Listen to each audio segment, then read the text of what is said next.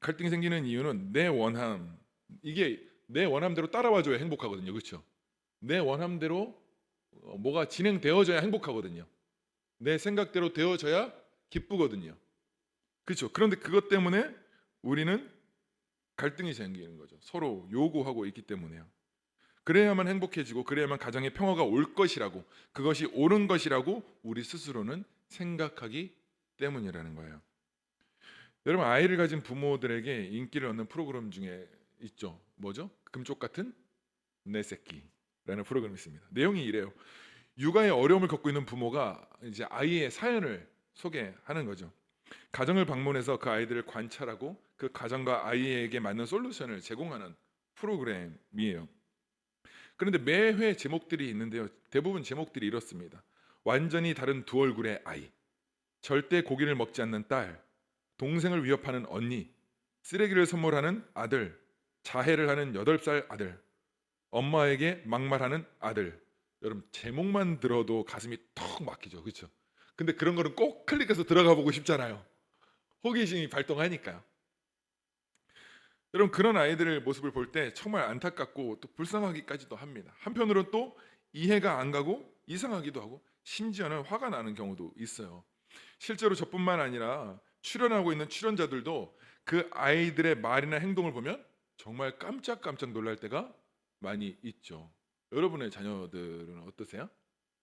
깜짝깜짝 놀랄 때가 있으시죠? 예, 깜짝깜짝 놀랍니다. 그런데 아이들을 바라보면서 그 화면 속에서는 어떻게 해서든지 그 문제를 풀고 그 아이를 바꿔보려고 하는 그런 부모의 모습이 고스란히 또 드러납니다. 부드러운 말로 했다가 한 두어 번 안 들면 밥을 끊고 곡기를 끊고 나가네 마네 어떻게 해서 하네 언제까지 이럴 거냐. 그래서 또 매를 또 들고. 여러분, 저희 집에 저희 집에 죄송해요. 아우 이거 막 저희 집에 액자가, 저희 집 가온이 뭔 줄 아세요? 옷을 찢지 말고 마음을 찢어요. 저희 집에 옷을 찢지 말고 마음을 찢어야 저희 집 가온인데, 내가 이제 뭐 차후에 또 기회가 있으면 말씀드리겠지만 기회가 없기를 바래요. 사실은 이제 저희 아이가 이제 5학년이에요. 5학년인데 이 녀석이 사춘기를 굉장히 빨리 했어요. 그러니까 막 엄마랑 막 그 이 치열한 전쟁을 해가지고, 엄마는 그 금쪽이 엄마처럼 금쪽이 솔루션처럼 꽉 붙들고 안 돼 이렇게 하고 있는데, 이 녀석도 승질이 있는 여자아이인데 승질이 있는지라 막 뿌리쳤을 거 아니에요. 그러다가 팔이 빠진 거예요. 그러니까 제가 볼 때는 그 엄마도 아이를 못 이기는 것도 있지만 아이도 성격이 장난 아닌 거예요. 제가 생각할 때는 그 외할머니가 되게 힘들었을 것 같아요. 절 닮은 것 같진 않거든요. 그래 팔이 빠지고 막 이런 씨름을 하고 막 엄청났어요 진짜. 그러니까 초등학교 5학년인데 이전에 이제 사춘기가 그것보다 사실 빨리 온 것 같은 느낌이 있는 거예요. 지금은 그래도 많이 온전해졌어요. 온전해졌어요. 그런데 이제 견디다 못해 이제 막 여러 가지 상황들을 설명드릴 수는 없고, 너무 제가 화가 나가지고 그 아이 옷을 이제 그날도 옷을 입네 마네 마음에 드네 안 드네 뭐 입으라 그랬더니 막 으악 뭐 이러면서 막 짜증을 내고, 그래서 벗어진 옷을 제가 이렇게 확 찢었어요. 오 하지 마세요. 다른 사람들한테 얘기해 보니까 다들 그런다 하시더라고요. 가끔 느끼시죠 이런 거? 예, 이거는 정말 저희 아내도 그걸 보면서 저한테 얘기하더라고요. 자기는 실제로 옷은 찢지는 않았지만 진짜 옷을 여러 번 찢었다는 거예요. 그래놓고 자기 교회 가서는 나 옷 찢었다고 또 자랑을 한 거죠 거기다. 그래서 간증의 마무리가 어떻게 됐어? 물어봤더니 거기까지라는 거예요. 그럼 난 뭐가 되는 거지? 근데 그 옷을 보면서 저희가 둘이 한참 고민을 주님 앞에서 하게 됐어요. 왜 액자로 만들어놨냐면 아이들과 제가 보면서 이렇게 하게 한 딸의 마음을 살피고, 그걸 견디지 못하고 그 옷을 찢어낸 아빠도 회개해야 할 그 상징으로 이렇게 붙여놓은 거예요. 언제든지 온 가족들이 보면 아이와 제가 다시 실수하지 아니하고, 또 아이와 제가 우리의 죄가 무엇인지 살피고, 아빠가 어, 저렇게 행동한 것에 대한 회개 후 아이는 아빠가 그렇게 할 수밖에 없게만 아이의 행동을 우리가 함께 돌아보자라는 의미로 옷을 찢지 말고 마음을 찢자라고 제가 이렇게 저희 집 가운으로 해놨어요. 저희 집에 오시면 아마 찢어진 티셔츠가 이따만하게 나중에 걸려 있을 거예요. 그런 마음이었어요. 이게 누구의 잘못이 아니라 결국 각자가 하나님 앞에서 올바르게 서지 않으면, 그리고 그렇게 올바르게 서고자 하는 완전한 연합이 없으면 사실은 관계는 계속해서 일방적일 수밖에 없는 자리로 가게 되는 거예요. 그러니까 그 아이도 얼러보고 달래보고 좋은 말도 했다가 매도 들었다가 옷도 찢어봤다가 그렇게 되어지는 거죠. 그런데 이 모든 것들은 사실 그 아이를 사랑하고 걱정하기 때문일 거예요. 모든 부모들의 마음이요. 그래서 이 프로그램에 보면 사연을 보내는 부모들은 모두가 다 자녀를 사랑한다는 것입니다. 남들은 이상하기도 하고 문제가 있다고 하지만은 나에게는 소중한 금쪽 같은 내색이라는 거죠. 하지만 그런 부모의 반응이 강하면 강할수록 아이들은 그것을 사랑으로 받아들이기는커녕 엄마 아빠가 불안하고 걱정이 돼서 막 얘기하고 가르치는 것을 사랑으로 받아들이기는커녕 오히려 부모와 서로에 대한 분노와 저항심만 더 커진다는 거예요. 실제로 그렇지 않습니까? 실제로 부부 사이에도 그렇다는 거예요. 서로 요구하는 것이 강하면 강할수록 힘들고 오히려 더 멀리 도망가는 거죠. 여러분 남편과 남편들한테 화장실 청소 좀 하라 그러면 남편이 가까이 오든가요, 멀리 가시던가요? 이런 거 물어보면 안 되나요? 뭐 이런 영역들이요. 뭔가 실제로 계속해서 무언가를 요구하면 우리는 가까워지기보다는 사실 좀 더 멀어지고 그것이 요구가 강력해지면 저항감이 생긴다는 거죠. 그런데 우리가 기억해야 할 것은 부모의 사랑이 최고의 사랑이고 위대한 사랑이지만 그렇다고 해서 그 사랑이 완벽한 사랑이나 항상 옳은 사랑이라고 말할 수 없다는 것입니다. 안타까운 사실은 실제로 많은 부모와 남편과 아내들이 잘못된 방식을 그 방식의 사랑을 표현하고 있다는 거예요. 그러니까 나는 이게 사랑이라고 주었는데 저 사람은 사랑이라고 받아들이지 못하는 거죠. 여러분 사랑의 언어 5가지 알고 계시죠? 그러니까 사람을 배울 때 이 사람이 필요가 무엇이고 원함과 필요, 니즈와 원트. 그러니까 이 사람이 진짜 있어야 할 필요가 무엇인지, 이 사람의 원함이 무엇인지를 내가 배워야 하는 거예요. 그리고 이 사람이 쓰고 있는 언어도 배워야 합니다. 그러니까 여러분 우리가 때로는 언어가 이해되어지지 않아도 이 사람이 쓰고 있는 언어들이 있잖아요. 그 사람이 왜 그 단어를 쓰는지에 대한 의미를 이해하기 시작할 때 그때 관계의 소통이 시작되어지는 거예요. 그래서 언어를 굉장히 쓰는 것도 굉장히 중요합니다, 여러분. 어떻게 언어를 쓰느냐에 따라서 그 사람이 드러나게 되어지고 그 사람이 어떤 의도로 말하는지에 대한 수용이 가능하게 되어지는 거예요. 그러니까 서로에 대한 배움이 없는 거예요. 그 사람을 배웠으면 내가 어떻게 반응해야 될지를 공부하지 않을까요? 그게 배움이라는 거예요. 제가 저번 주에 부모의 등을 보고 배우지 않는다고 말씀드렸잖아요. 죄인의 본성을 가진 사람들은요 뒷모습 보고 잘 따라가지 않습니다. 부모를 배워서 어떻게 해야 될지를 반응해요. 그러니까 엄마가 교회 안 나면 너 안 돼! 이러면 그러면 억지로라도 외식을 해서라도 그냥 그 엄마에게는 이렇게 반응해야 되는구나 라고만 배울 뿐이지 하나님의 경외하거나 다른 걸 배우지 않는다는 거야. 때로는 그렇게 말했을 때 엄마는 속이면 엄마는 속아 넘어가는구나, 이렇게 반응하면 되는구나, 이렇게 하면 엄마가 날 못 이기는구나, 이런 상황을 만들어갈 수 있구나를 부모의 행동을 통해서 부모를 배운단 말이에요. 그래서 드러나는 행동들이 반응인 거예요. 그러니 여러분 아이들에게 뒷모습을 보고 따라와 라고 해서는 사실은 조금 무리가 있을 수도 있다는 거죠. 여러분 그것이 때로는 그런 방식들, 무관심함이 때로는 우리가 사랑하고 있다라고 하는 잘못된 사랑 방식이 아이들을 그리고 힘들게 만들 수 있다는 거예요. 사랑은 내 기준, 내 상식에 아이들이 맞춰주기를 바란다는 거예요. 그래야 괜찮아질 거라고 믿기 때문이죠. 그런데 그것이 사랑은 사랑인데 우리의 사랑은 상대에게 사랑이 아닌 것처럼 느껴진다는 거예요. 오히려 그 사랑 때문에 우리 가정의 지체들이 고통받고 힘들어지고 심지어는 상처도 받습니다. 부모들의 중심은 그 아이들의 말과 행동을 바꾸는 데 있어요. 그렇죠? 하지만 오은영 박사가 내놓은 솔루션은 달라요. 그분이 솔루션을 직접적으로 그 아이들의 말과 행동을 고치는 것으로 가지 않는다는 거죠. 깊이 있게 관찰한 후에 솔루션을 제공하는데 그 솔루션의 공통점은 이겁니다. 문제와 어려움이 있는 금쪽이에게 주는 것이 아니고 금쪽이를 돌보고 있는 누구에게요? 양육하고 있는 부모에게 솔루션을 제공한다는 거예요. 분명히 문제가 있고 분명히 어려움이 있고 말썽 부리는 것은 그 아이 그 금쪽이죠. 그렇죠? 그런데 그 모든 솔루션과 이야기를 누구에게 하죠? 부모에게 먼저 하고 있다는 거죠. 무엇을 말하느냐면 나를 사랑하는 보다 그 아이를 존재적으로 먼저 사랑하고 수고의 방식을 바꾸라는 겁니다. 그런데 놀랍게도 더디지만 아이들은 뭐 하죠? 조금씩 조금씩 변해가는 것을 확인하게 된다는 거예요. 부모들이 그 솔루션에 참여하고 그 권면을 받아들이는 이유가 뭡니까? 나는 안 된다는 결론이 났기 때문이고 연약함이 비로소 인정되었기 때문에 전문가를 찾아가서 그 길을 따라가게 되는 거죠. 그럴 때 비로소 내 것이 버려지는 거예요. 그 아이들을 정말 사랑하기 때문에. 저희 아내도 이제 아이를 양육하는 방법이 남편과 아내가 서로 다를 수 있잖아요.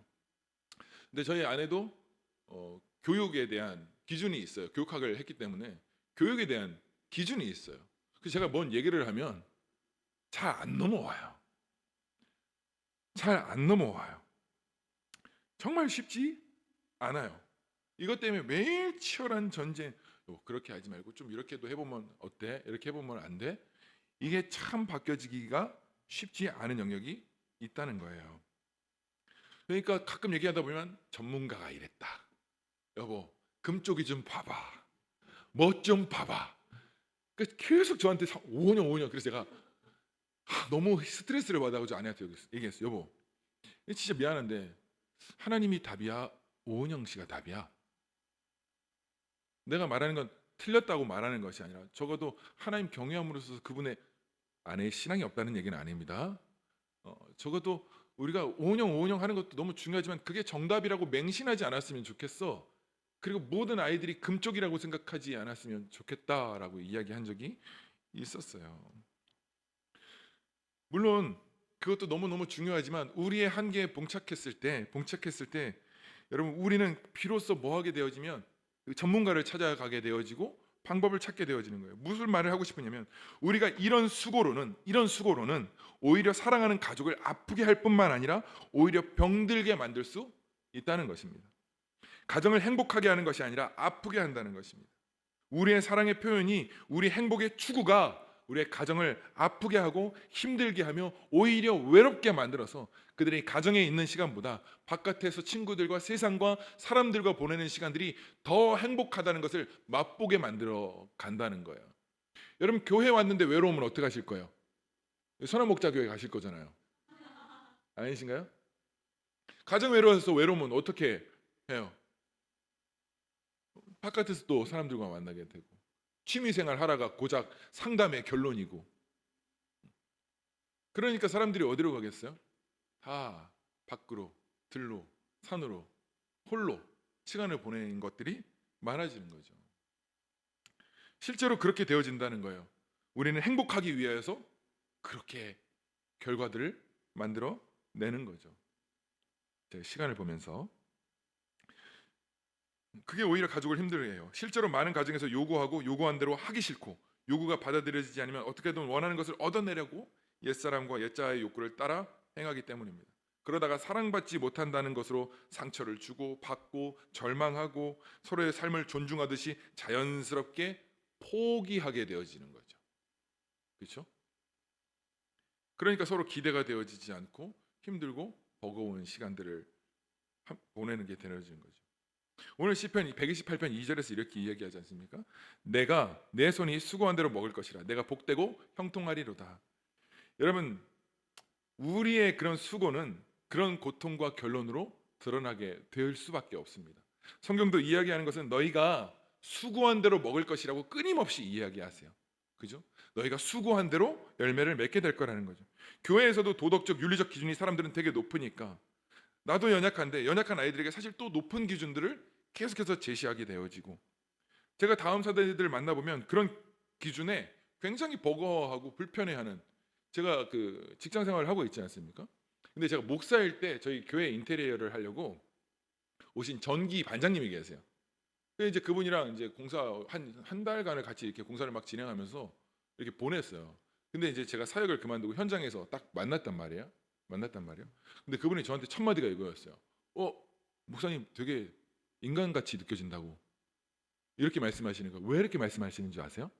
교회에 있을 때는 뭔가 불편하고 뭔가 거룩할 것 같고 뭔가 그 있잖아요. 뭔가 그 가요를 듣다가도 목사님 있으면 불편해지는 뭐 그런 거 이것 때문에 가까이 하기가 되게 어려웠다는 거예요.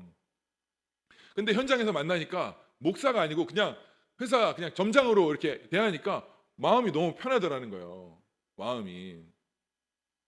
근데 제가 그걸 느끼면서 마치 이런 거예요. 교회가, 가정이, 그리고 부모가 이렇게 만약에 부담스러운 기준이 생기면 이게 정서가 되어서 마음 안에 멀어짐, 간격이 생기기 시작하는 거예요. 그런 것들이요. 그런 정죄의식들을 대부분 자리 잡고 있단 말이에요. 나의 옛사람의 방식, 나의 행복, 나의 만족이라고 하는 이 수고로움은 여러분 가족들을 힘들게 하고 아프게 할 거예요. 그리고 그 행함대로 뭐 하게 되어지죠? 열매를 먹게 될 거예요. 그런데 예수님의 사랑 방식이 어떠셨어요? 십자가에 죽고 나의 모든 지정의가 십자가에 결론 내어지는 자리로 가셔서 우리를 사랑하실 때 십자가에서 우리에 대한 자기의 사랑을 어떻게 하셨죠? 확증하셨어요. 그러니까 내가 너희를 얼마나 사랑하는지 자신의 죽음으로 확증해 보이셨다는 거예요. 이게 예수님의 사랑의 방식이었고 수고의 결과였고 열매였습니다. 여러분, 우리가 성도들을 대하고 지체들을 대하고 사랑하는 사람들을 대하고 우리 다음 세대를 대할 때 우리의 사랑의 방식은 십자가에서 나의 지정의가 그리스도와 함께 십자가에 못 박혀 죽었다라고 하는 이 사랑의 표현으로 극명하게 드러나셔야 한다는 거예요. 여러분, 오늘 본문은 성전에 올라가는 노래의 시라고 이야기해요. 이스라엘 남자들은 절기가 되면 예루살렘 성전에서 제사를 드리기 위해서 가족과 함께 여행을 하면서 성전에 올라가는 거예요. 그런데 그들이 성전을 올라가면서 기쁘게 하나님을 노래하고 찬송하면서 지은 시라는 거예요. 그런데 그 시의 내용을 보면 그가 어떤 복이 있는 사람인지, 그리고 그 가정이 얼마나 복된 가정인지를 그가 노래하면서 지금 하나님 앞에 표현한 거예요. 온 가족과 함께 성전을 향해 가면서 하나님, 우리 온 가족이 하나님을 성전을 향해서 걸어가게 하신 은혜를 기뻐하면서 노래하고 있는 시편인 거예요. 그 시편의 기자의 고백이 뭡니까? 1절이에요. 여호와를 경외하며 그의 길을 걷는 자마다. 여러분, 이게 그 성전 위로 올라가는 이들의 핵심이었습니다. 이 시편 기자의 고백은 가정이 복되게 하는 수고로움과 노력이 자신의 옛사람과 탐심과 정욕에 있지 않고 어디에 있다고요? 하나님을 경외하는 것에 있다는 것입니다. 그런데 하나님을 경외하며 그의 길을 걷는 자마다, 이거예요. 무슨 말이냐면요, 율법자들이, 신약의 율법자들이 하나님의 마음이 없이는, 그리고 구약에서도 제사를 드리면 마음 1도 없이 제사를 막 드렸잖아요. 그래서 하나님 제사 막 드리지 마라, 11조 같이 드리지 마라, 제사를 막 끊고 이러셨단 말이에요. 그런데 하나님 뭐 하냐면 이 시편 기자는 하나님을 경외하며 그 길을 걷는 자는 이라고 말하고 있는 거예요. 그러니까 마음이 담기지 않고 너의 전심이 담기지 않는 길은 길이 아니라는 거예요. 여러분, 그 경외의 수고를 하나님이 복되도다라고 말씀하신다는 거예요. 여러분, 우리가 경외한다고 하면 공의의 하나님이 떠올라요. 공의의 하나님. 그래서 잘못되거나 죄를 지으면 심판하고 책망하시는 하나님의 이미지가 생각나요. 하나님을 그런 식으로 두려워하면 죄로부터 멀어지는 데는 진짜 효과적이에요. 그렇죠? 엄마 아빠가 엄청 무서워, 매를 막 이렇게 들고 있어. 그러면 죄와 멀어지게 하는 데는 탁월한 효과가 있기는 해요. 그런데 죄로부터 멀어진 다음에 하나님과 가까워지기는 어려워요. 부담스러우니까요. 공의의 하나님만 생각할 때는요. 그러니까 하나님과 가까이 하는데 죄가 걸림이 되기 때문에 죄를 멀리하는 것인데, 만약 하나님과도 가까워지지 않는다면 무슨 의미가 있겠어요? 아무런 의미가 없는 거예요. 하나님을 경외한다라고 했을 때 무엇을 두려워해야 하는가? 이게 진짜 중요합니다. 내가 두려워해야 될 것은 하나님으로부터 받을 징계가 아니라 하나님으로부터 멀어지는 것을 두려워해야 되는 거죠. 만약 하나님으로부터 멀어지는 것이 두렵다면 죄를 멀리할 수 있겠죠. 또 그럴 뿐만 아니라 하나님 앞에서 사랑의 마음으로 가까이 가는 일이 가능해진단 말이에요. 그래서 경외라는 말은 결국 이겁니다. 주님을 사랑한다는 말입니다. 제가 아내를 너무 사랑하지 않습니까? 사랑하기 때문에 이런 표현 되게 너무 죄송합니다. 아내와 함께 있으면 너무 사랑하니까 함께 있을 거 아니에요? 근데 지나가는 자매들을 이렇게 쳐다보면 제가 그 다음날 무슨 일이 생기겠습니까? 물매를 맞겠죠. 그렇죠? 함께 있기 때문에. 그렇죠? 맞죠? 근데 함께하고 내가 아내를 사랑하기 때문에 자매들이 지나가도 나는 그냥 내 아내에게 집중하고 아내와 함께 그 길을 걷는 겁니다. 그렇죠? 그런데 아내가 없는데도 불구하고 나는 내 아내를 사랑하는 이 마음의 동기로 다른 자매들을 쳐다보지 아니하게 되어지는 것, 이걸 경외라고 말하는 거예요. 이해가 되시나요? 근데 아내가 없는데 이렇게 하고 있어. 이건 경외예요, 아니에요? 아니라는 거죠.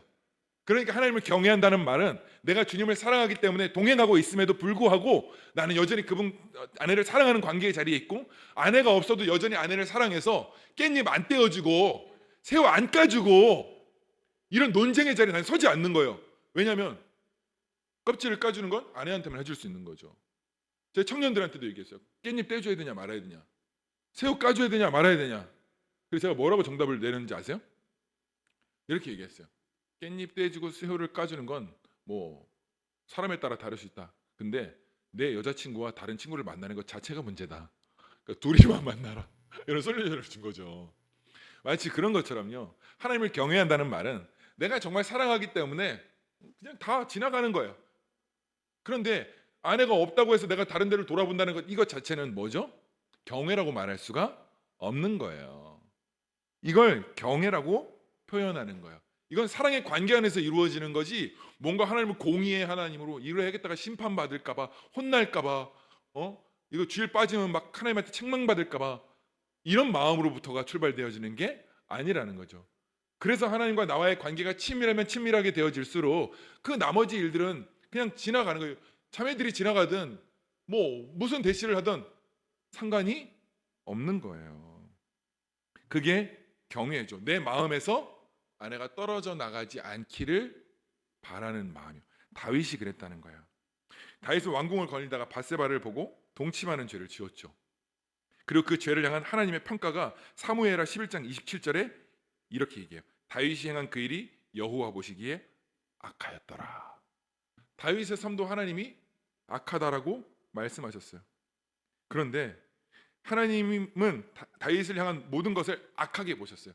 여러분 나중에 말씀드리겠지만 다윗의 동기나 그리고 다윗의 마음과 그리고 죄를 덮으려고 했던 이 모든 것들이요. 여러분 회개하실 때 이건 되게 중요하거든요. 그냥 팁으로 알려드릴게요. 회개하실 때 여러분 뭐 회개하세요? 만약에 우리 집사님하고 저하고 싸웠어요. 그러면 회개할 때 어떻게 회개해야 될까요? 하나님 싸워서 죄송합니다. 여기까지인가요? 사랑하지 못해서 죄송합니다. 여기까지 가시나요? 그런데 여러분 이거예요. 원인 내 마음의 중심 안에서 원인은 크게 보고 과정은 그 다음 작게 보고 결과는 그 다음 작게 보는 겁니다. 우린 근데 결과를 너무 크게 생각하고 원인까지 가지 않아요. 이걸 제일 먼저 확인하셔야 되는 거예요.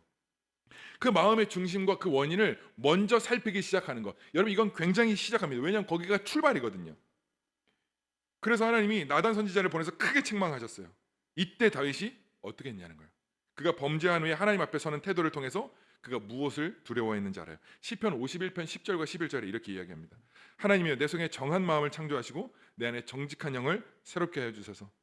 나를 주 앞에서 쫓아내지 마시며 주의 성령을 내게서 거두지 마소서. 자기가 저지른 행위가 하나님 앞에서 얼마나 악한 것인지를 깨닫고 하나님 앞에 매달리는 그의 고백이라는 거예요. 그러니까 내 행위가 얼마나 악한지를 깨닫고 하나님 앞에 매달리는 그의 고백이요. 내 편에서 죄를 생각하는 것이 아니라 하나님의 편에서의 죄를 생각할 때 그 무게가 느껴지는 거예요. 보세요. 아내가 없다고 해서 내가 이렇게 지나가고 쳐다보는 건 그럴 수도 있지가 아니라 그것으로 인해서 마음 아파하는 아내의 마음을 생각하자는 거예요. 그럴 때 비로소 하나님의 마음이 보이기 시작하는 거예요. 하나님 또 무엇인가 내 자아를 내려놓을 것을 요구하실 때 내가 좋아하는 것을 빼앗고 행복을 거두어 가시려시는 것이 아니라 하나님을 경외하는 태도를 보고 싶으신 거예요. 여러분 다윗이 지키고 싶었던 건 왕위를 지키고 싶은 게 아니에요. 압살롬의 반역이 일어났었잖아요. 그러면 다윗이 가지고 있었던 군사도 있었으니까 칼 빼들고 싸우면 괜찮아요. 그래서 왕의 자리를 빼앗으면 그만이에요. 그런데 다윗은 진짜 두려운 것은 이 일 때문에 하나님께로부터 멀어지는 것이었어요. 왕권을 찬탈하지 않느냐 이건 중요한 게 아니라 다윗에게 가장 두려웠고 가장 걱정되어졌던 것은 하나님께로부터 멀어지는 일이에요. 그래서 하나님과 멀어질 가능성이 있다면 왕이고 왕관이고 버리고 하나님 앞에 엎드려질 준비가 되어져 있는 거예요. 그런 고난과 어려움 속에서요. 그래서 다윗은 하나님을 경외하는 것, 정말 하나님을 사랑했던 거예요. 하나님을 사랑하고 경외하는 사람은요, 나로 하여금 하나님으로부터 멀어지게 하는 죄를 멀리할 수 있고 사랑하는 하나님 앞에 더 가까이 갈 수 있는 거예요. 내려놓기 위해서 부단한 싸움을 하는 것뿐만 아니라 그분과 멀어지지 않음의 자리로 가야 되는 거예요. 그렇게 수고하고 애쓰는 겁니다. 여러분, 제가 이제 밖에 이렇게 나와 있으면 하루에 아내에게 많으면 한 6번, 7번 전화합니다. 한 2번 정도는 영상 통화해요. 아침에 출근하면 제일 먼저 영상 통화해서 아내 얼굴 보고 아이들 얼굴 보고 하고, 뭐 또 일하다가 전화하고, 점심 먹고 또 전화하고, 저녁 먹고 또 전화하고, 애들 들어올 때쯤 전화하고, 저녁 때쯤 또 전화하고. 왜 이렇게 놀라시는 거예요? 왜 이렇게 하냐고요? 아내를 사랑하고 존중하기 때문이죠. 그리고 오늘 하루는 어떻게 지냈는지, 당신 하루는 어땠는지, 어떤 하나님의 은혜가 있었는지 그냥 길게 전화하지 않아도 그냥 전화하는 거예요. 근데 이성적인 아내는 이게 굉장히 귀찮답니다. 이렇게 달라요, 우리 집은.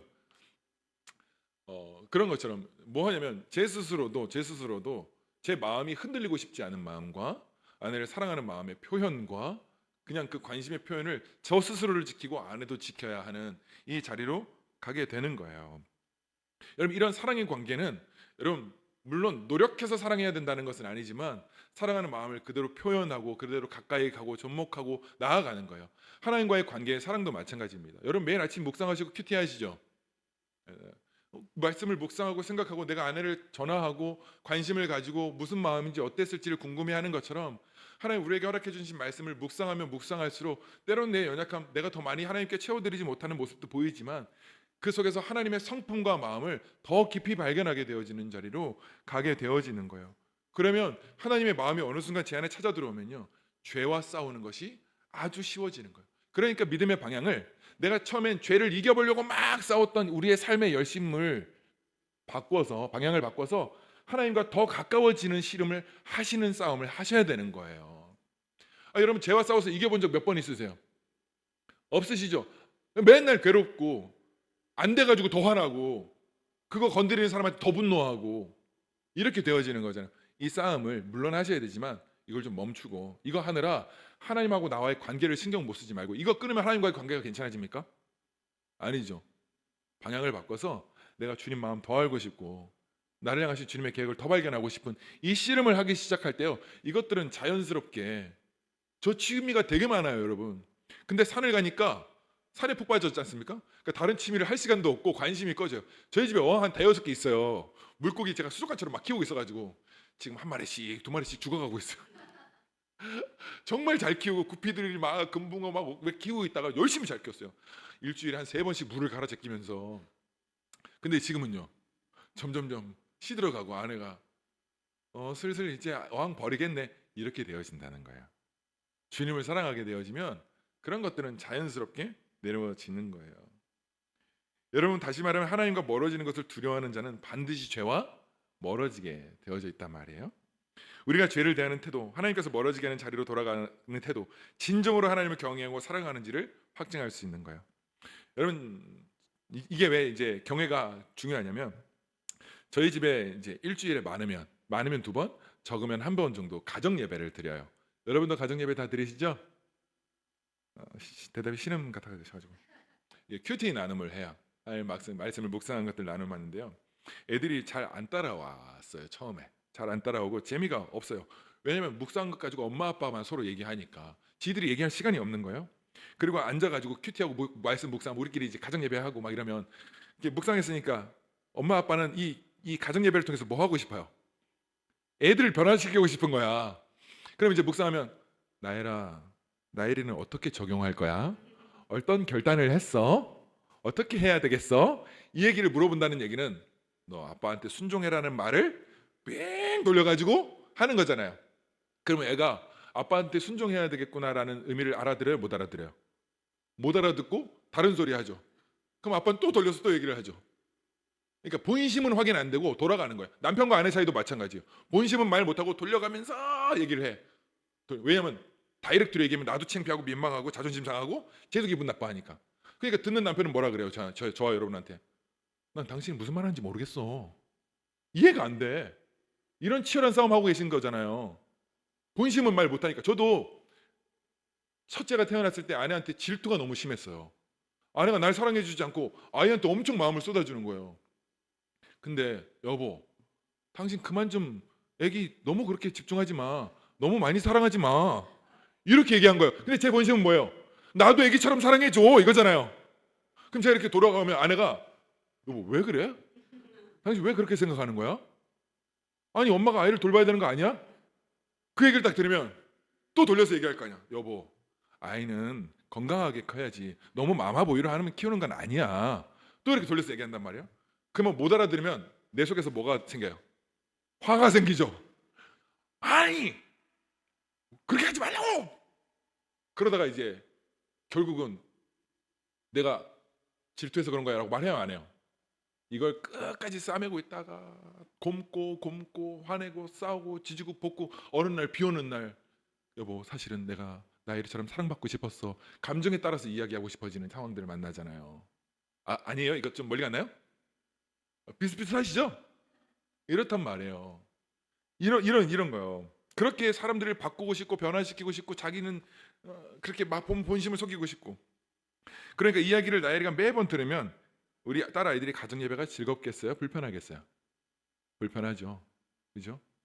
하기 싫은 거 엄마 아빠를 배워서 대답은 해줘야 되니까. 이렇게 해야 되겠어. 저렇게 해야 되겠어. 그럼 가정 예배 끝. 그래서 이렇게 가면 안 되겠는 거예요. 그래서 가정 예배를 드리면 애들이 막 텔레비 본다, 핸드폰 본다, 막 자기 마음대로도 막 정신이 없어요. 그래서 아내에게 얘기했어요. 여보, 먼저는 이 아이들을 그냥 두자. 텔레비를 보게 하든 뉴스가 아니고 텔레비를 보게 하든 뽀로로를 보게 하든 내버려 두고 당신과 내가 먼저 말씀 앞에 서자. 당신과 내가 먼저 말씀 앞에 서서 그리고 은혜가 된 것, 당신과 내게 은혜가 되어지고 그리고 실제적으로 내가 움직이게 한 이 복음이 실제가 된 것, 이것만 우리 당신과 내가 나누고 이 아이들에게 그것만 나누자라고 시작한 거예요. 그래서 하나님께서 회개할 것들을 허락해 주시고 서로 울고 불고 나누면서 그렇게 우리에게 실제되게 한 것만 순종하고 나누기로 결정한 거예요. 그러다가 이제 이 아이들을 불러다 놓고 이제 예배를 드리면서 아이들한테 어떻게 할 거야? 무슨 생각이 들었어? 이걸 묻지 않았어요. 묻지 않고 나열아, 아빠가 오늘은 하나님이 이렇게 책망한 부분들이 있어서 말씀을 통해서 자녀를 노엽게 하라고 하지 말라고 말씀하셨던 하나님의 말씀 앞에서 나열아, 아빠가 너에게 옷을 찢고 상처를 주고 있었던 부분들에 대해서 아빠가 미안해 계속 이걸 반복하게 된 거예요. 왜냐면 아이들한테 잘해준 거 없이 자꾸 죄만 생각난 거예요. 그래서 하나님 계속해서 책망해 주시고 아내에게도 책망해 주시고 그리고 그 말씀에 대해서 순종하는 길을 계속해서 아내와 씨름하면서 동역하면서 그 순종의 길을 억지로라도 열심히 걸어가기 시작했어요. 그런데 무슨 일이 일어났겠어요? 첫째 아이가 어느 날 아빠 오늘 우리 큐티하자 예배하자 이렇게 말한 거예요. 제가 그 아이를 생각했을 땐 아빠가 변하는 게 즐거운가 보구나 이런 합리적인 의심도 들지만 그 아이들이 이제 슬슬 자기들의 마음들, 속상한 마음들, 아픈 마음들 이걸 나누기 시작하는 거예요. 그리고 엄마 아빠는 그것을 수용하고 받아들이고 그러면 우리가 그것에 대해서 어떻게 함께 동역하고 어떻게 하나님을 사랑하는 자로 나아갈 수 있을지를 함께 적용해야 될 것들을 정리하기 시작하는 거예요. 그게 우리 가운데 진짜 필요해요. 여러분 그런 예배를 드리다가 여러분 제가 이전 교회에 이제 사역하면서 한 8년, 7년, 8년 동안 헌금을 한 번도 해본 적이 없어요. 되게 충격적이시죠? 헌금을 한 번도 해본 적이 없어요. 왜냐하면 헌금을 누가 했으니까요? 아내가 했으니까. 헌금 봉투에 김양직, 전보람 이름은 써 있는 거예요. 11조도 있고 감사헌금 봉투도 있고 다 있어. 근데 저는 한 번도 헌금을 해본 적이 없더라고요. 그렇죠? 이름은 들어갔어요. 근데 제 마음의 중심으로 하나님 앞에 헌금한 적은 단 한 번도 없는 거였어요. 이게 하나님 앞에 너무 책망받은 문제였어요. 아이들과 큐티하고 나누면서 하나님의 말씀을 이렇게 나누면서 아빠가 정말 하나님을 경외하는 마음이 없다는 것을 헌금을 통해서 알게 됐어. 그냥 엄마가 헌금 챙겨주면 그냥 헌금 내고 봉투에다가 엄마가 넣으면 그냥 헌금 낸 것으로 이렇게 생각하고 있었던 아빠가 정말 하나님 경외 없는, 헌금이 무엇인지를 잘 아는 아빠가 정말 경외 없는 부분들을 발견하게 됐어. 그래서 가족들이 적용을 했어. 그럼 어떻게 하나님을 경외하며 할까? 그럼 당신 재정관리 당신이 할까요? 저희 집 재정관리는 제가 안 하거든요. 저희 아내가 다 해요. 이렇게 하고 있다가 어떻게 하는 것이 하나님을 경외하는 것으로 드러날 수 있을까를 생각하다가 토요일 저녁에 사례비나 이제 제 월급이 들어오면 토요일 저녁에 저희가 헌금을 하나님 앞에서 분리를 해요. 이 헌금은 이거, 아이들 용돈은 이거, 아이들 헌금 떼는 거, 이것들을 다 작업하고 그 자리에서 기도하기로 결정했어요. 하나님, 이걸 주신 이도 하나님이시고 이것을 취하신 이도 하나님이십니다. 그런데 하나님, 더 중요한 것은 내가 믿음으로 살겠습니다라고 하는 이 약속을 이 약속에 하나님이 신뢰하셔야 되잖아요, 그렇죠? 그 믿음으로 우리의 재정을 떼어드리기로 결정하기 시작한 거예요. 이 삶을 시작하는 거예요. 그러니까 이 아이들도 때가 되고 시가 되면 뭐 하게 되는 거죠? 그 속에서 하나님 앞에서 어떻게 서가야 되는지를 함께 씨름하고 공유하며 나아가는 거예요. 그런 경외, 하나님을 경외하며 걸어가는 그 길 위에서 이 아이들은 뭘 배우냐면 진심을 배워요. 진심을 배운다고요. 여러분, 이 아이들이 진짜 배우고 싶은 건 무엇인 줄 아세요? 진심이에요. 근데 잘 들으세요. 부모님이 신앙생활을 하시잖아요, 그렇죠? 그 신앙생활을 보고 배운단 말이에요. 배운단 말이에요. 그런데 그냥 교회 봉사하고 헌신하고 예배 참여하는 거 말고요, 하나님을 경외하는 그 삶에 대한 신뢰를 배운다는 거 아세요? 이해되세요? 신뢰를 배워요. 신뢰가 쌓여요. 아, 엄마 아빠는 저런 사람이야에 대한 신뢰예요. 그런데 대부분의 자녀들이 그런 신뢰가 없다는 거죠. 하나님 경외해야 하는 것에 대한 신뢰요. 이 신뢰와 진심이 아이들을 가르치는 거예요. 그리고 이 아이들이 그걸 배워요. 이 수고로움의 열매를 수고한 대로 먹을 것이라. 그는 복되고 형통하게 될 거다라고 지금 시편 기자는 자신의 가정을 빌어 뭐 하고 있는 거예요? 고백하고 있는 거예요. 신명기 말씀에도 너희가 뭐라 그러죠? 하나님의 주 너의 하나님을 사랑하고 너의 마음 위에 하나님의 말씀으로 너의 마음을 눌러 주님을 사랑하고 목숨을 다해 사랑하고, 그 다음 뭐라고 얘기하죠? 가르치라. 맞나요? 아니에요? 이게 먼저 중요하다는 거예요. 하나님을 경외하며 그의 길을 걷는 이 사람은요 가르칠 게 달라요. 내가 지식으로 그냥 아는 것을 가르치는 사람과 하나님을 사랑하고 경외하며 걷는 길을 걷고 있는 사람의 가르침은, 여러분, 가르치는 사람 마음 자체가 달라요. 이게 진심인지 아닌지가 듣는 사람에게도 다르게 느껴진다는 거예요. 여러분, 그런 관계를 들려주기 시작할 때 저희 아이들은 반응하기 시작하시는 거예요. 그때 죄 가운데 누리는 잠깐의 쾌락과 즐거움과는 비교할 수 없는 하나님이 함께 하시는 영혼의 안식, 평안, 기쁨을 우리 가운데 허락해 주시는 거예요. 하나님을 경외한다는 것은 결국 하나님을 사랑한다는 거예요. 그분을 사랑하려면 여러분, 그분을 알아야 하는 거예요. 다만 지식으로 아는 게 아니죠. 지식적으로만 알면 그 대상에 대해서 관하여는 알 수 있지만 사랑이라는 조건까지는 충족되지 않는 거예요. 직접 만나고 겪어서 아는 알미 필요해요. 여러분, 썸이라는 것도 과정이 필요하잖아요. 만나보고 얼굴 보고 그래야 썸이 일어나는 것처럼 그렇게 야다 서로 알게 되어지는 과정이요. 그러면 어떻게 내가 하나님을 체험하고 경험하느냐, 이건 되게 중요하죠. 딱 한 가지는 여러분, 순종하는 길입니다. 그 길에서 여러분 하나님을 경험하게 되어져요. 순종은 이해와 납득이 돼서 하는 게 아니라 하나님을 더 깊이 알고 싶고 사랑하려고, 하나님을 아는 것을 넘어서서 체험하는 삶을 가져다 주기 때문에 순종하는 거예요. 여러분, 제가 저번 주에 수요일 날 아브라함에 대해서 말씀드렸잖아요.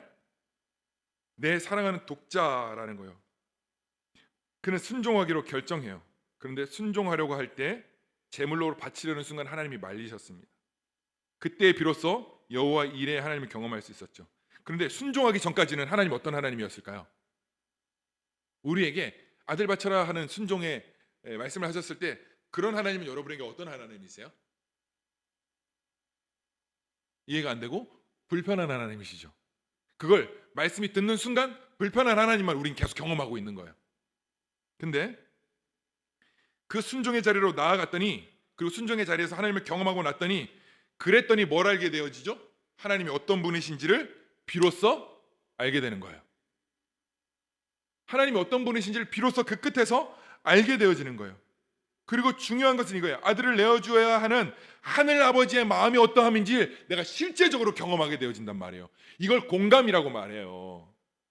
공감은 내가 경험해보지 못하면 절대 경험할 수 없어요. 여러분, 제가 이제 사람들이랑 만나보면 딱 기분이 상하는 영역이 있어. 아, 그랬구나. 이렇게 대답해 주시는 분들이 계세요. 그러니까 어디서 배웠는지는 모르겠지만 다들 그렇게 먼저 시작을 해야 된다고 하니까 아, 그랬구나. 그럼 속마음은 이 사람이 진심인지 아닌지 내가 알아요, 몰라요? 아, 몰라요? 알죠. 알죠. 그러니까 아, 그랬구나도 아, 진짜 정말 이런 그랬구나와 그냥 언어로 배워가지고 아, 그랬구나. 저희 아내가 좀 그렇거든요. 그럼 이 사람이 공감하고 있는지 공감하고 있지 않은지를 내가 아는 순간 더 이상 대화가 진행됩니까? 안 됩니까? 안 되죠. 안 되죠. 그래서 경험해보지 못한 사람들은요, 공감을 잘 못해요. 공감을 잘 못한단 말이에요. 그리고 사람들이 대화를 막 하다가 그런데 라고 하는 접속사가 들어갔다. 그럼 앞에 얘기는 의미가 있다는 거예요, 없다는 거예요? 없다는 얘기인 거예요. 그래서 이제 언어를 들어보면 아, 그런데 그럼 자기 뜻이 있다는 거예요. 상담하는 사람도 가끔 그렇게 얘기 들어보면 답이 정해져 있어. 그렇죠? 그리고 상담사랑 얘기. 그거 뭐 하려고 얘기하는 거예요? 자기 응원하고 격려해 달라는 말 아니에요? 빙 이렇게 돌려가면서 그러니까 또 답도 못 얻고 그런다는 거죠. 여러분, 공감은 마찬가지예요. 아들을 내어줘야 하는 하늘 아버지의 마음을 그때서 비로소 공감하게 되는 거예요. 알게 되는 거예요. 여러분, 그것이 진짜 필요하다는 거예요. 여러분, 그게 되어지지 않으면 하나님을 경험할 수도 없고 알 수도 없어요. 그때 비로소 주님이 우리에게 준비해 놓으신 것이 무엇인지를 발견하게 되고 하나님의 성품을 그대로 경험하게 되어져 있다는 거예요. 그래서 예수님이 죽으시는 그 죽음이 어떤 것인지, 어떻게 사랑을 하실 수밖에 없었는지, 어떻게 나 같은 죄인을 사랑하시려고 하셨는지에 대한 마음이 절절하게 느껴져요. 여러분, 한 사람과 싸우고 났을 때도 그때 느껴질 건 저 사람이 얼마나 미운지가 아니라 정말 사랑할 수 없는 사람을 사랑하시는 하나님의 마음이 어떠한지를 배우는 사람은 성장하게 되어져 있는 거죠. 경외하는 자리로 가게 되어지는 거죠. 근데 우리는 싸운 사람과 사랑하지 않는 나, 자기 마음과는 성실하게 공감하려고 한다는 거죠. 그래서 예수님이 죽으시는 그 죽음이 어떤 것인지, 아들 내어주시는 하나님의 사랑이 무엇인지 비로소 그분의 성품과 그분의 마음을 내 안에 경험하고 받아들이게 되어지는 거예요. 그럴 때 비로소 우리 안에 경외와 사랑의 자리로 더 기꺼이 나아가게 되어지는 그 수고로움의 열매들이 드러나게 되어지는 거예요. 제가 말씀드리고 싶은 건 아이들에게 공부를 가르치는 것, 세상을 살아가는 것, 그걸 멈추라는 이야기가 아닙니다.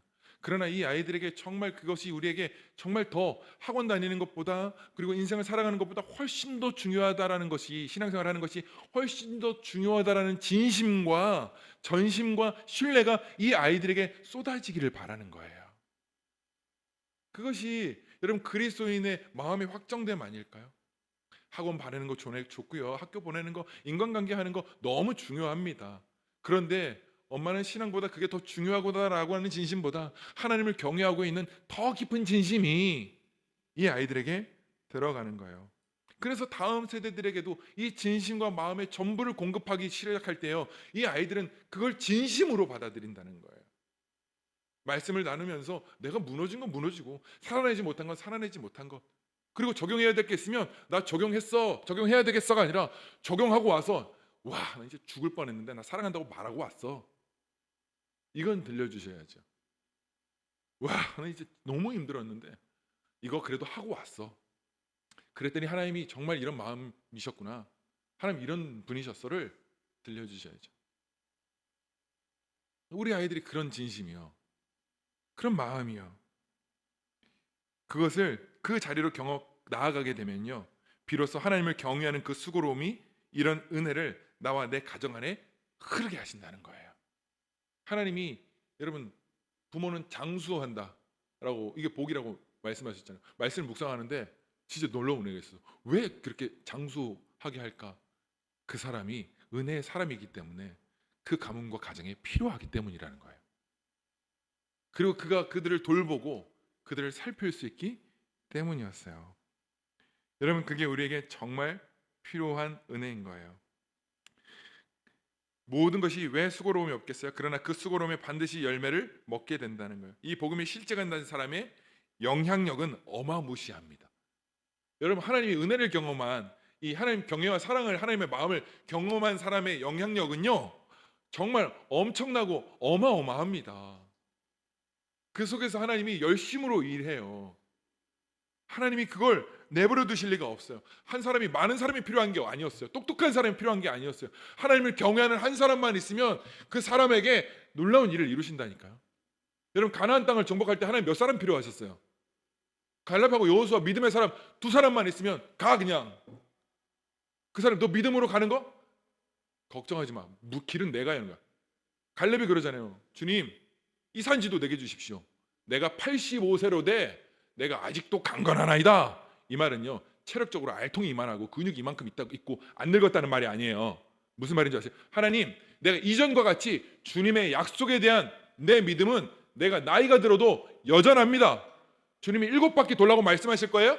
나는 그 진리를 신뢰함으로 기어서라도 갈 수 있고 내 수준에 말씀하실 하나님이시니 하나님, 난 여전히 그 진리의 믿음에 대해서는 강건합니다. 이게 갈렙의 고백이었어요. 7바퀴 도는 힘이 있어서 내가 늙어서 이건 이유가 되지 않습니다. 주님이 말씀하시면 이루실 걸 내가 믿기 때문에 난 그냥 그 길 가겠습니다. 이게 강건함이라는 거죠. 이게 경외함인 거예요. 그래서 시편 128편 3절에 내 집안에 있는 내 아내는 결신한 포도나무 같으며 내 식탁에 둘러앉은 자식들은 어린 감람나무 같으리로다. 하나님을 경외하며 그의 길을 걷는 자들의 수고의 삶의 열매는 너의 자녀들이 포도나무와 같으며 식탁에 둘러앉은 어린 감람나무와 같이 자라나게 될 거라고 하나님이 약속하셨어요. 여러분, 믿음이라는 건 이겁니다. 믿기 때문에 걸어가는 거잖아요. 안 믿으면요 안 가잖아요. 신앙생활도 마찬가지예요. 여러분, 믿는다라고 말씀하실 때 여러분의 믿음의 내용이 뭐예요? 믿음의 근거가 뭐예요? 말씀이죠. 여호수아도 말씀을 믿었고 갈렙도 하나님의 약속을 믿었고, 믿음의 근거와 내용이 살아계신 하나님의 말씀일 때요, 그 믿음의 삶의 결국은 우리 다음 세대들이 자라나게 한다는 거예요. 여러분, 이 포도나무는 이제 빨리 끝내야 되니까, 이 포도나무는 자가수정 열매라는 거예요. 그 꽃이 너무 작아가지고 나비나 벌을 통해서 수정이 거의 불가능하대요. 거의 불가능하대. 게다가 모든 포도꽃이 포도알이 되는 것도 아니래요. 그중에서 30%만 열매로 맺힌다는 거예요. 그래서 포도나무가 열매를 맺는 이유는 사실 과학자도 모른다는 거예요. 과학자도. 다만 결론 낼 수 있는 이야기는 이거라는 거예요. 포도나무에 붙어있기 때문에 포도가 열린다는 거예요. 제가 너무 은혜가 됐어요. 그래, 내가 예수님 진리 안에 붙어있으면 열매가 드러나는 거지. 막 억지로 뭘 만들어내려고 애써내려고, 그전에는 막 신앙생활의 열매를 만들어내려고 너무 힘들게 막 싸웠어요. 근데 너무 힘든 거야. 열매도 잘 안 맺혀. 맺힐 때도 있고 안 맺힐 때도 있고. 근데 내가 주님과 이렇게 붙어있으면 열매는 뭐 한다고요? 드러나게 되어지는 거예요. 내 아내, 남편, 내가 하나님 경외함의 자리에 있으면 있을수록 아내는 나의 열매로 드러나게 되는 거예요. 남편과 아내는 나의 수고로움의 열매로 드러나게 되어지는 거예요. 그러면 하나님의 도우심이 거기에 머무는 거예요. 야, 너희 아내는 결실은 포도나무 같으며 내 식탁에 둘러하는 자녀들은 어린 나무와 같이 될 거야. 지금 시편 기자가 자신의 삶을 간증하고 있는 거잖아요. 이 진리를 믿는 사람은 마음으로만 믿는 것이 아니라 그것을 믿기 때문에 내 삶을 그 믿음 위에 올려놓는 것, 이게 믿음이에요. 몸 따로 마음 따로가 아니라 진리를 믿기 때문에 육신을 끌고 와서 여기다 두는 것. 여러분, 이게 믿음이라는 거. 너 그렇게 할 수 있는 이유가 뭐니? 라고 말하면 믿음의 근거를 드러내셔야 되는 거예요. 하나님이 감동 주셔서, 감동은 TVB 봐도 감동 와요, 여러분. 슈룹 보셨어요? 슈룹? 드라마 슈룹? 텔레비도 안 보시고 이렇게 너무 드라마 한 편 보다가도 눈물의 여왕 보셨어요, 여러분? 진짜 정말 막 그런 사람 되고 싶은 거예요. 드라마 한 편에도 감동받아가지고 그렇게 대하고 싶어지는 마음의 용기가 생기잖아요. 닮아가고 싶은 마음들. 성경 보고도 그렇게 감동이 되어지셔야 하는 거죠. 드라마 봐서도 사람들 움직일 수 있어요. 사람들한테 인정받고 싶어서 봉사 열심히 진짜 열심히 할 수 있어요. 저처럼요. 그런데 너 달려가는 믿음의 근거와 주소지가 뭐냐고 말할 때 여러분 우리의 믿음의 근거를 분명하게 드러낼 수 있는 사람들이요. 내가 그렇게 할 수밖에 없는 믿음의 주소지를 분명하게 드러나는 사람들이요. 왜 그렇게 방법을 바꿨어? 왜 그렇게 하는 거야? 우리의 자녀는 결실한 포도나무와 식탁에 둘러앉은 자식과 같이 드러내실 하나님에 대한 온전한 신뢰로 나는 지금 하나님 경외하는 삶을 살아가는 거야 라고 믿음의 근거가 분명하게 드러나는 삶이요. 그것이 그리스도인의 삶으로 드러나야 하는 것입니다. 여러분 저도 늘 그래요. 제 연약함이 있고 변화되어져야 될 믿음의 근거, 아이들과 나누고 교회에서 말씀을 나누고 직장에서 하나님의 사람들과 마음을 나눌 때 내가 그렇게 할 수밖에 없는 믿음의 근거들을 진리 안에서 분명하게 드러나게 고백하게 되어지는 거예요. 왜냐하면 내가 믿을 수 있는 것이 살아계신 하나님 말씀밖에 없거든요.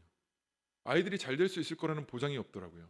오은영의 솔루션을 받는다고 해서 우리 아이들이 하나님을 경외하거나 멋진 자녀로 자라날 수 있을 거라고는 보장할 수 없겠거든요. 그것을 믿고 행하기보다 먼저는 하나님의 진리를 믿는 것.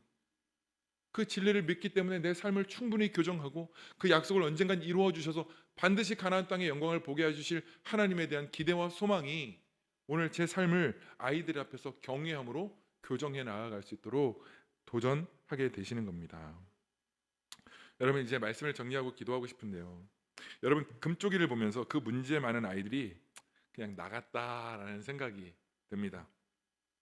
성경이 하나님의 영광을 이룰 수 없고 본질상 진노의 자녀이었던 누군가가 우리들의 삶을 그대로 화면을 보여준다면 제 삶을 아마 하나님이 촬영하신 제 삶을 오늘 이곳에서 여러분에게 보여주신다면 저는 다시 부끄러워서 설교도 할 수 없겠고 영락 없는 금쪽이 중에 하나일 거예요. 그렇죠? 그런 반면 그 자식을 바라보면서 늘 아파하고 눈물 흘리시는 그 자리에서는 하나님이 계시겠죠. 어떻게 해서든 바로 키우고 싶고 그러기 위해서 얼르고 달래고 다그치기도 하시는 거죠. 사랑하니까. 그러니까 하지만 하나님은 얼레고 달래고 협박하고 나무라고 꾸짖는 것을 하지 않으시고 독생자를 내어주심으로 그 사랑을 표현하셨어요. 그 사랑에 힘입어 오늘 저와 여러분들이 이곳에서 하나님을 아빠 아버지라고 부르며 그 사랑의 은혜로 힘입어 우리들의 삶을 교정하며 그분을 더 깊은 사랑의 자리로 나아가는 거잖아요. 그래서 내 삶을 하나님 손에 내어드리고 온전한 교정의 자리로 나아가는 것처럼요. 하나님은 네가 변하지 않으면 용서하지 않아 사랑할 수 없어라고 하지 않으셨어요. 우리를 바로잡는 것에서부터 시작하지 않으셨어요. 우리를 고치고 나서 사랑한다고 말씀하지 않으셨어요. 왜일까요? 이미 죽어있는 우리에게 필요한 것은 고치는 것이 아니라 생명이 필요하다는 것을 알았기 때문이에요. 생명이 필요하다는 것. 다시 말하면 우리를 살게 하고 움직이게 하고 에너지 있게 하고 있는 배터리 같은 원동력, 그게 있어야 된다는 것을 하나님이 아셔서 하나님 아버지의 은혜를 우리에게 가르치시고 드러내 보이시고 알려주시고 말씀이 생명되게 하시는 거예요. 그래서 살게 하는 거죠. 그걸 알고 계셨기 때문에 이렇게 해라 저렇게 해라고 먼저 말씀하지 않으시고 그 마음에 동기를 불어넣으시고 생명을 불어넣으시고 하나님의 마음으로 밀어 넣으시는 거예요. 그래서 그가 움직여 가도록. 그래서 주님은 자신의 사랑을 먼저 죽으심으로 보여주시는 거예요. 그래서 고치시기 이전에 살리시는 것을 원하시는 것입니다. 우리 자녀들이요, 남편과 아내들이요, 고치기 전에 살리셔야 하는 거예요. 그것이 먼저입니다. 여러분 우리에게 생명을 주시기를 원하시고 그 생명을 통해서 비로소야 고쳐나가기를 원하시는 것이 하나님이시고 그것이 오히려 우리를 사랑하시는 방법이셨습니다. 예수님 하나님이세요. 자기 뜻대로 모든 것을 하실 수 있는 분이십니다. 그럼에도 불구하고 자신의 뜻대로 하지 않으시고 겸손히 하나님을 사랑하는 확증의 자리로 나아가서 하나님 경외함으로 그분의 뜻을 따라 십자가에서 죽으셨습니다. 그것으로 하나님은 많은 의인들을 일으켜 세우셨다는 거예요. 사랑하는 여러분, 우리 자녀들 내 뜻대로 잘 안 되고 때로는 내 성품과 내 계획과 잘 안 맞아서 트러블이 생길 때도 있지만 여러분 이 아이들에게 우리의 어떤 양육 방법보다 훨씬 중요한 건 하나님을 경외하는 이 진실함과 신뢰를 이 아이들에게 흘려보내는 것입니다. 하나님의 말씀에 대한 온전한 신뢰로. 그때 하나님 우리의 수고와 우리의 열심, 하나님 이걸 헛되지 않게 해주십시오.